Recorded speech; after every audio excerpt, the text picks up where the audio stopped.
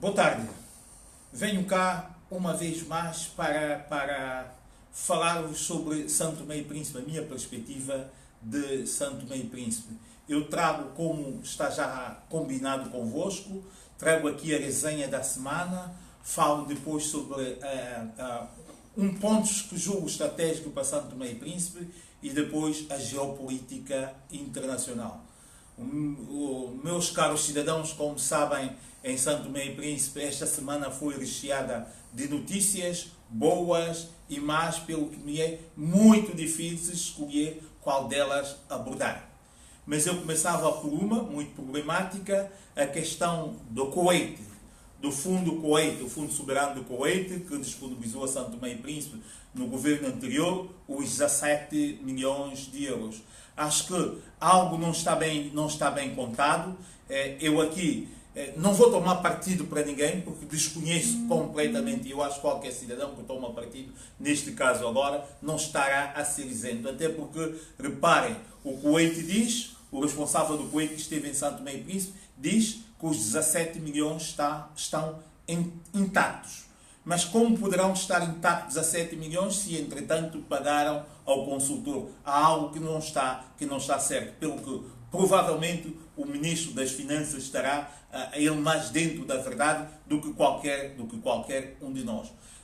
É um assunto que São Tomé e Príncipe as autoridades santomenses devem continuar a procurar um esclarecimento sobre o mesmo. Quem diz, também há comentários que diz que houve uma prisão política. Eu discordo da questão da palavra política. É pena que pessoas que tenham tido formação venham dizer, não saibam distinguir o que é uma prisão normal. No caso, se a pessoa tem a culpa ou não, não sei, os tribunais santomenses dirão, com certeza, mas não vamos confundir as pessoas dizendo que isto é prisão política, porque estaremos a negar a nossa história, estaremos a desonrar os que foram presos políticos. Não houve nenhuma prisão política. Pode ter havido aqui erros, que desconheço, não sei se houve erros não, mas nunca confundir o resto dos cidadãos com o termo prisão política, porque há conceitos muito próprios para a prisão política. Prisões políticas aconteceram em São Tomé e Príncipe nos anos 70 e tais, e de lá para cá nunca mais houve prisões políticas. Outro caso que também que envolve o mesmo ministro, os mesmos governos do passado e o recente, é a questão dos 30 milhões da China. Acho que também deve ser esclarecido. Todos os esforços devem ser feitos no sentido dos 30, porque é muito dinheiro que São Tomé e Príncipe aparentemente beneficia, mas que em termos de tirar partido para a sociedade santomense, nós não sentimos nada disto. Deve-se esclarecer. Claro que é muito importante que o governo, eu acho que o que falta aqui ao governo santomense, eu já disse, e muitos de nós vamos continuar e continuaremos a dizer, muitos têm dito e vamos continuar a dizer, o governo santomense tem que encontrar um mecanismo mais esclarecedor. A comunicação entre o nosso governo e a população e a sociedade civil não tem sido a mais correta. O governo precisa rever, de facto, a sua comunicação. Porque nós, como sabemos em São Tomé e Príncipe, nós temos duas frentes. Temos as frentes de combate e temos dois gladiadores. Temos, por um lado, a ADI, temos, por outro lado, o MLSTP. E os dois vão querer, de facto, ganhar a sociedade civil, para poder influenciar e virem, neste caso, querendo manter no poder e outro reconquistar o poder. Nós, os cidadãos, temos que estar muito atentos a todas estas manobras. Como eu disse da outra vez, as redes sociais em São Tomé e Príncipe ganharam um impacto muito grande. E é aí onde está a jogar toda a política de São Tomé e Príncipe, está a jogar aí. Os partidos políticos têm a noção disto e estão a fazer todo o uso possível destes meios disponíveis. Muita atenção, meus conterrâneos santomenses. Outra questão que eu ia trazer aqui da resenha da semana, então, os investimentos estruturais lançados. O governo está de parabéns por um lado, mas acho que o país, por um lado, está de parabéns quando lança todas essas iniciativas, já não era sem tempo. E qualquer medida que viesse ou que venha a dar uma outra imagem às nossas ruas, à nossa capital, qualquer medida neste sentido é muito bem para o país. Precisavam de fazer. Vão dizer, porque eu normalmente, como todos sabem, eu sou opositor das obras pequenas. Sou muito defensor das obras estratégicas, porque, como disse sempre um professor, que eu fiquei com este registro, o fazer mal tem custos a dobrar. Tem um custo de estarmos a fazer agora mal, ou estamos a fazer mais ou menos, depois temos um custo de vir a fazer tudo de novo. Mas no caso da nossa cidade de Santo Tomé e Príncipe, era urgente alguma intervenção, custe o que custar. Mas claro que o país tem que definir o governo tem que definir qual é o seu plano estratégico estruturante para o país. Não vale a pena nós estarmos aqui com várias obras, vários edifícios, várias estradas. É preciso plano estruturante, e mantendo que o país precisa de se fazer qualquer coisa. À medida, o país está feito, como vi no jornal, a cidade está como um centro de obras hoje. É muito bom para o país, o futuro dirá. Mas é bom que o governo defina o que é estratégico para o país e apostar no que é estratégico. Um dos pontos estratégicos que eu acho que o país deveria apostar, faz todo o sentido, é a questão do porto. Mas não falo do porto de água profunda, não faz sentido, continuo aqui a debater essa situação. Ninguém vai disponibilizar, conforme nós sabemos, entre os 500 milhões a 800 milhões, é muito dinheiro para um investidor apostar num porto de água profunda em Santo Tomé e Príncipe. Nós continuamos, acho que é um erro que nós estamos a cometer, continuar com essa aposta no porto de águas profundas. A vizinhança nossa tem portos de águas profundas. Nós o que precisamos sim é um porto acostável, um porto que possa receber cruzeiros, os barcos possam acostar, e depois uma série de portinhos ao longo das ilhas de Santo Tomé e de Príncipe. 2 portos, um no Príncipe, outro porto em Santo Tomé e Príncipe. Para barcos de envergadura média e cruzeiros e todo o resto. Todo o resto que nós temos vindo a falar dos portos de águas profundas é um adiar do desenvolvimento de Santo Tomé e Príncipe. Nós não temos estrutura para portos de água profunda. É bom que o país entenda isto e apostemos em coisas certas para o país. Outro aspecto também da semana, a condenação de Santo Tomé e Príncipe. É só ver como nós depois já estamos habituados a desperdiçar o que não é nosso. Reparem, eu na semana passada dizia num programa na RTP que os países não podem dar-se ao luxo dos seus líderes, seus dirigentes, errarem demasiadas vezes. É o caso de Santo Tomé e Príncipe. Nós não podemos dar a este luxo. Um país que vive de ajuda externa não pode dar ao luxo dos seus dirigentes errarem demasiadas vezes, com prejuízos enormes. Nós fomos condenados agora por causa de um navio petroleiro, somos condenados a pagar 12 milhões de euros. Mas onde é que nós vamos buscar este dinheiro? Nós não temos. Nós fomos condenados também no passado num valor de 3 milhões, um processo também que envolve EMAI. Nós vamos ter que pagar os 5 milhões que devemos ao Brasil, no âmbito daquele projeto para produção ou introdução de alimentos em Santo. Vamos ter que pagar tudo isto. Ninguém resiste, não é possível. Agora, os governos têm que encontrar formas de evitar incorrer nestes erros. Países nenhum podem dar o luxo os seus líderes continuarem a errarem demasiadas vezes. Outra situação que também muito falou há dias, também apanhou quase todos nós de surpresa, que os trabalhadores do Ministério da Agricultura em Santo Tomé e Príncipe estão há 16 meses sem salário. É inacreditável. Mas acho que aqui há qualquer coisa que não se explica bem, porque eu próprio, na altura, no mês passado, também falei dos trabalhadores, dos militares que estavam sem salário, e nunca se ouviu esses trabalhadores novos a se manifestar. Agora manifestam que estão há 16 meses sem salário. Não é possível ninguém trabalhar 16 meses, a não ser que estejam a roubar, É a única forma para alguém estar a trabalhar durante 16 meses sem receber. Como se reparem que isto é um processo, não é deste governo, já vem do governo, porque este governo tem cerca de 12 meses, quer dizer que os 4 meses restantes já vem do salário também do governo do passado. não é possível. As autoridades têm que encontrar forma, porque não me parece que seja, não é justo que quem trabalhe não receba. Mas é incompreensível que quem não esteja a receber não reclame, a não ser que esteja a roubar. Este é um aspecto. São dois aspectos aqui da resenha histórica que daria para muito mais, porque mais coisas aconteceram em Santo Tomé e Príncipe.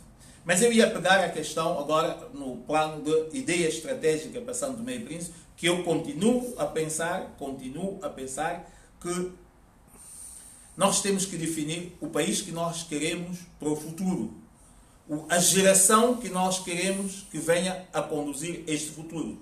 Nós temos que pensar no país, que filhos vamos deixar. E o que vamos deixar para este país. Vi um relatório, um artigo de opinião que me deixou bastante sensibilizado, de um economista santomense, em que ele fala das nossas dívidas externas. Nós em 2007 fomos obsequiados. Ou seja, o fundo, os nossos credores perdoaram-nos a nossa dívida de 350 milhões. Isto em 2007. Ou seja, a dívida que nós tínhamos passou a zero. Passado que foram mais 12 anos, nós voltamos a ter uma dívida de qualquer coisa como 380 milhões. A pergunta que se faz, estes 380 milhões estão refletidos na nossa sociedade? Estão refletidos nas infraestruturas? Estão refletidos... Eu estou a pegar aqui algumas coisas que o próprio economista santomense hoje estou aqui a trazer para a vossa reflexão, que são, passamos de uma dívida de zero em 12 anos, de zero para 380 milhões, a nossa sociedade está como está, o país está como está, o país não tem um porto, não tem um aeroporto em condições, não tem escolas em condições, a juventude e as pessoas estão completamente desorientadas e 300 milhões desapareceram. E nós sabemos que todos os anos estas dívidas têm mais um juro e eles acrescido. Não há ninguém, país nenhum consegue suportar. Nós temos que encontrar uma forma do país ser discutido com os cidadãos, com gentes capazes. Por isso eu tinha lançado o desafio que, na minha visão, Santo Tomé e Príncipe precisa de ter nos próximos tempos, vou explicar muito bem, para que não fiquem equívocos nisto, deixar este governo trabalhar, para este governo definir as regras futuras e aquele futuro que virá daqui a mais 3 anos, nós termos a exercer o poder em Santo Tomé e Príncipe, a conduzir os destinos de Santo Tomé e Príncipe, um governo que não saia das eleições. Não. As eleições estão provadas, não são a solução para Santo Tomé e Príncipe neste momento. Porque todos os partidos que ganham as eleições em Santo Tomé e Príncipe vão governar com o intuito de ganharem as próximas eleições. E o país precisa de tomar urgentemente medidas duras, seguras, medidas que nos podem levar a um futuro mais sereno, um futuro com mais esperança, um futuro em que nós todos sentiremos os sacrifícios de hoje. Estamos a ser sacrificados hoje para um futuro melhor. Este governo não vai fazer. Se vier o próximo governo das eleições, da saída de umas outras eleições, também não vão fazer. Mas se houver um compromisso entre as forças políticas, eu tenho a certeza que Santo Tomé e Príncipe ganhará nesse aspecto. Mais um reparo que vou fazer, muito interessante. Nós vimos até onde chega a ganância dos homens. Aconteceu o que nós nunca esperávamos que viesse a acontecer em Santo Tomé e Príncipe, que foi o sismo que foi sentido quer em Santo Tomé, quer no Príncipe. Eu, durante muitos anos, fui dizendo às pessoas, aos santomenses, quando soube da existência do petróleo nas nossas águas. Eu acho que o petróleo é interessante, é uma riqueza que nós temos que agradecer a Deus Nosso Senhor Jesus Cristo, mas devemos ter imensas cautelas quanto a isto. A cautela passa por quê? Porque que não faz sentido, eu dizia sempre, existe o petróleo, vamos negociar, dada a origem das nossas ilhas, vamos negociar com os países com os quais nós temos zonas conjuntas, a não necessidade de São Tomé e Príncipe de explorar petróleos, senão deixar que o petróleo flui como tem fluído nas nossas águas e aqueles países comprometerem-se conosco em nos dar um FII. Nós temos uma população de 200 mil habitantes, qualquer FII que vier destes países, nós só temos a ganhar, mais do que pôr em risco todo o nosso país, toda a nossa população e as nossas ilhas maravilhosas. Nós podemos avançar com outros projetos estratégicos nossos e recebendo aquele FII. Se os homens não tiveram os seus interesses, não puseram os seus interesses acima de tudo, este é o melhor caminho. Deus deu-nos sinais hoje para nós refletirmos. Não vale a pena pensarmos que nada aconteceu, que está tudo bem. Nada mais será como antes. É bom que as autoridades santomenses não fiquem naquele, não, aconteceu e já passou. Procuremos, falemos com especialistas, concentremos, ouvir. Eu na emissão anterior falava da questão do conhecimento, o que são peritos. Nós temos que aconselhar com os peritos e tomarmos medidas em conformidade. É preciso nós tomar medidas muito sérias, porque essa questão desse sismo é muito séria em São Tomé e Príncipe. Mas eu também pegava aqui o outro ponto. Sou religioso e logo, para mim, acho que já há anos que vem dizendo as pessoas, os santomenses precisam fazer o seu reencontro com Deus. Precisamos fazer o nosso reencontro com Deus. É muito importante que nós façamos esse reencontro com os Deus. Os santomenses têm sido afastados de Deus. A questão, isto é uma parte, o nosso reencontro necessário com Deus é muito importante e quase fator decisivo para a viravolta em São Tomé e Príncipe. Depois, mais adiante, farei esta interligação. Mas a questão da energia, volto então à questão da energia, que parece-me que em São Tomé e Príncipe, cada governo tem os seus geradores. Todos os últimos 3 governos, a aposta tem sido geradores mais geradores. Acho que nós precisamos definir um plano estratégico da energia. O governo definir o que é que quer em termos de energia. O que é que quer? Porque não vale a pena, nós podemos comprar mais 100 geradores. Este é o próximo governo.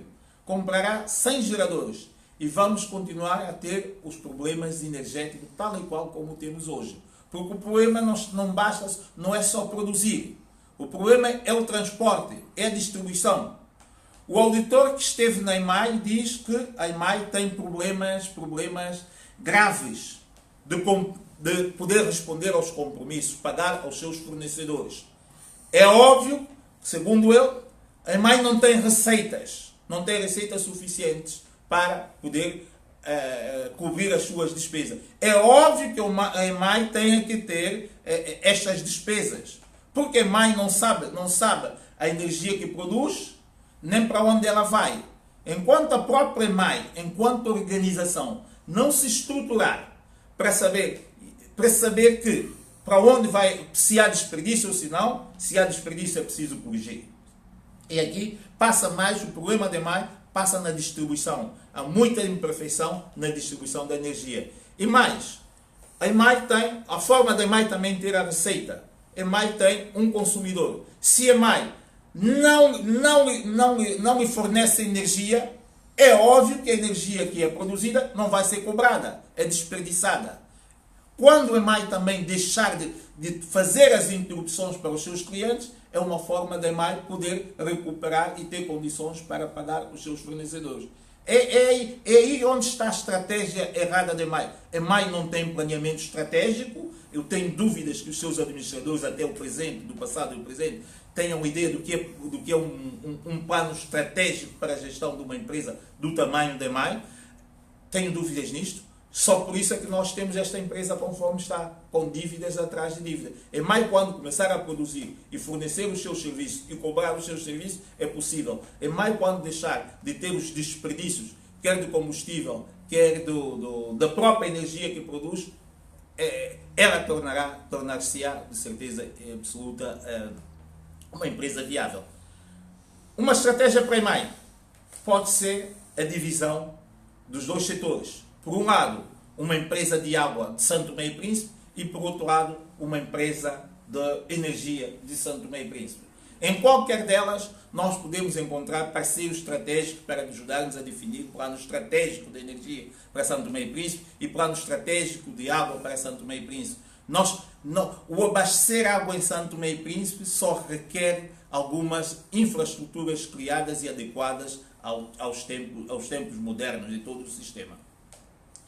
Outra parte que faço ao setor energético, vejo também que em 2014, ainda no governo, penso que foi no governo do Gabriel Costa, em que a Ilha do Príncipe recebeu um grupo de geradores.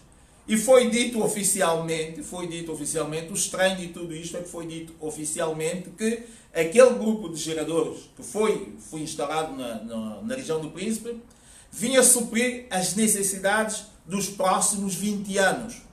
Mas nós o que vemos é que passaram 4 anos, mais um grupo gerador para o Príncipe. Espero que o governo tenha feito bem as contas, porque não me parece que o Príncipe necessitasse de mais um grupo gerador. Isto avaliando pelo que foi dito pelo próprio presidente do governo regional do Príncipe em 2014, que a potência instalada para o Príncipe cobria os próximos 20 anos. Nós estamos aqui, algo está mal, podemos estar aqui a desperdiçar mais dinheiro desnecessariamente. Claro que há imensas soluções de energia. Também todos nós sabemos que a EDP tem um projeto estratégico para a região do Príncipe para a construção de duas centrais não térmicas, são hidráulicas e outras energias renováveis. Acho que estes projetos fazem todo sentido o país continuar. Agora, o país não pode estar aqui, por um lado, fala energias renováveis e não avança, e, entretanto, avançam com compra de grupos geradores. O governo vai me justificar que esta compra visou simplesmente satisfazer uma necessidade urgente. Concordo perfeitamente. Agora, nós temos que parar e pensar com quem sabe, para definirmos um plano estratégico para o país nesta área. Penso que no essencial está dito acerca de Santo Tomé e Príncipe. Eu passava aqui só para questões geopolítica e política internacional, conforme tenho tido o prazer de vos referir. 2 ou 3 questões, ia falar de Israel, o judaísmo e o mundo. Israel, conforme eu disse da outra vez, Israel tem 0,2% da população mundial, mas 11% da riqueza mundial está nas mãos dos israelitas. Claro que Israel é um país abençoado por Deus, até porque Jesus Cristo nasceu onde está hoje Israel.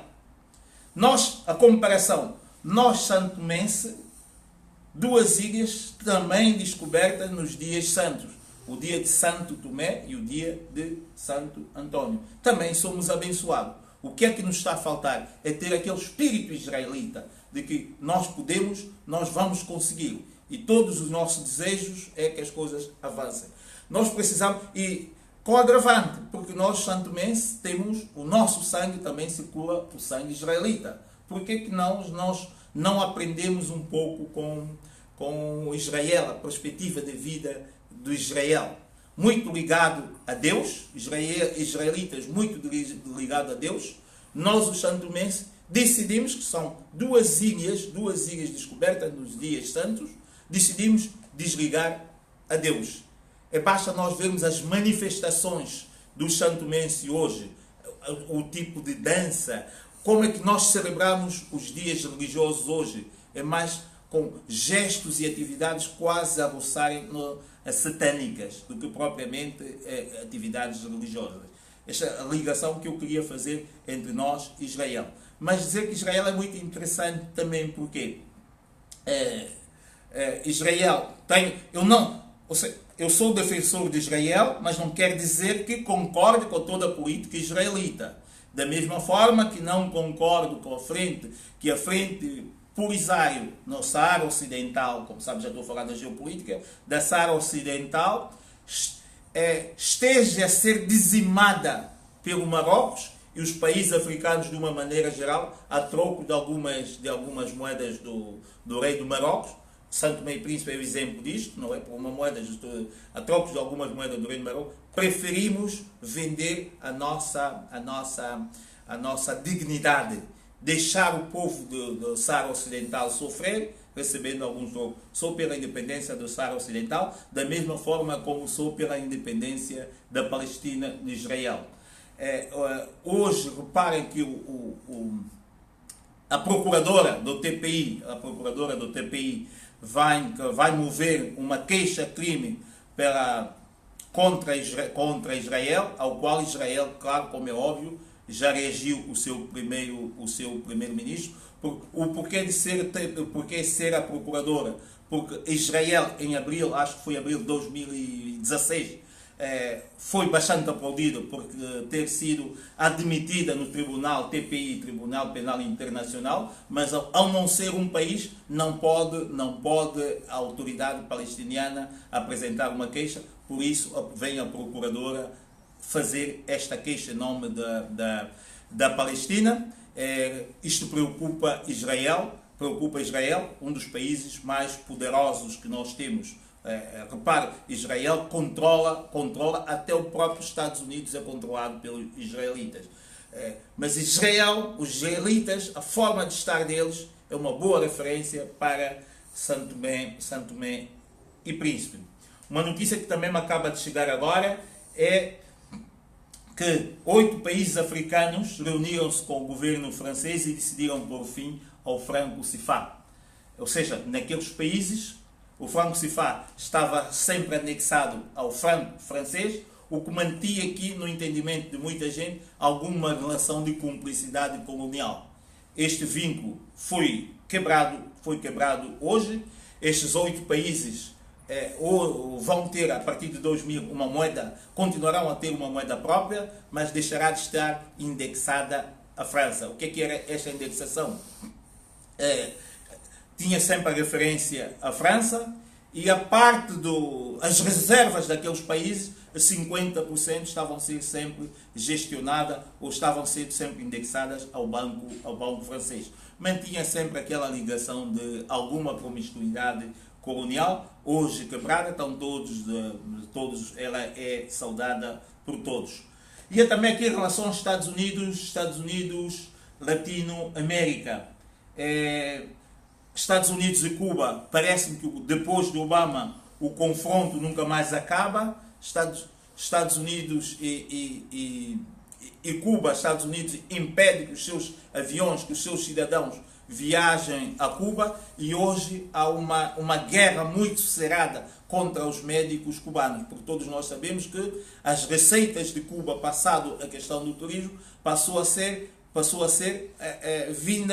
a ser vindas da exportação dos seus profissionais de saúde. E os Estados Unidos, nesta guerra aberta declarada contra Cuba, agora é o ataque aos médicos cubanos em toda a parte.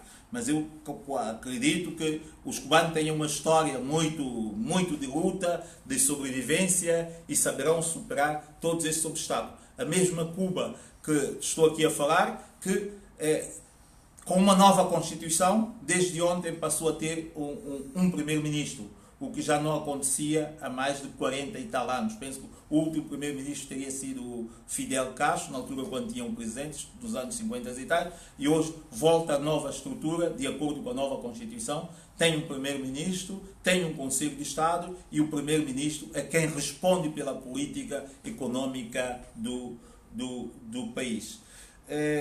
O nosso relacionamento dos Estados Unidos a Venezuela é exatamente a mesma coisa, um relacionamento de confronto. O mesmo já não acontece, por exemplo, com o Brasil, em que o presidente Bolsonaro, hoje muito vinculado, quase que dependente do presidente dos Estados Unidos, onde a relação entre esses dois países parece estar mais pacífica. Mas a América Latina, conforme eu disse, está numa revolução completa. Nós temos a Argentina.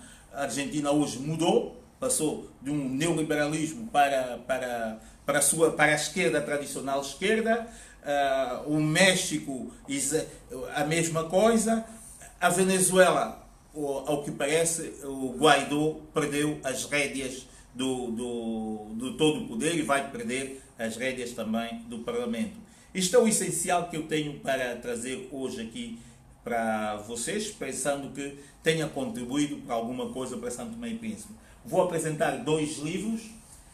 Lembre-se que eu falei-vos da nossa liga, não preciso apresentar um dos livros, que ia apresentar, que é uma Bíblia. Acho que Santo Tomense, nós temos que olhar um bocado mais para Deus. Não é por acaso todos aqueles acontecimentos últimos de São Tomé e Príncipe.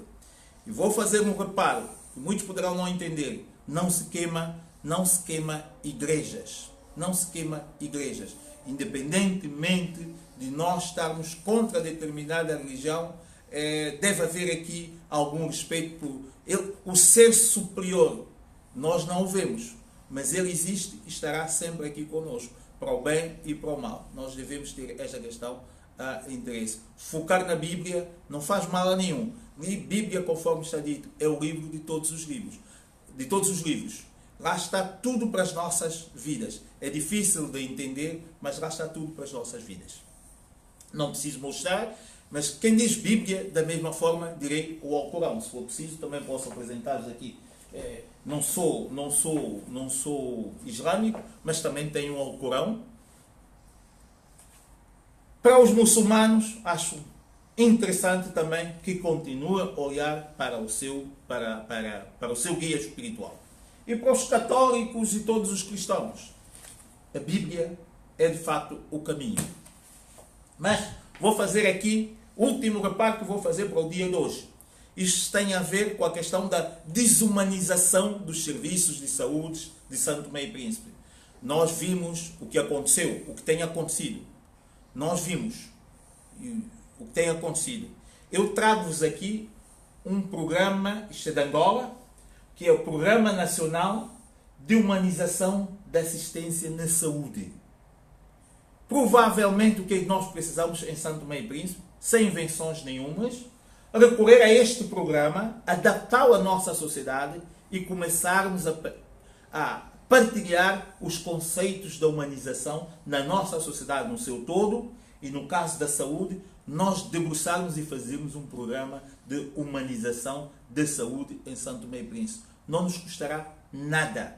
Se nós quisermos este programa existe em Angola e estive a ver que, de facto, o setor em Angola tem vindo a fazer aqui alguns trabalhos nesta área e termos um manual como este, que sirva de quase que um caderno deontológico para os profissionais de saúde, é interessante. E claro, se viermos a repetir para as outras áreas como a educação, também não perdemos nada. Mas eu falo de saúde porque todos nós sabemos o que aconteceu na saúde em São Tomé e Príncipe nesta última semana com um dos médicos.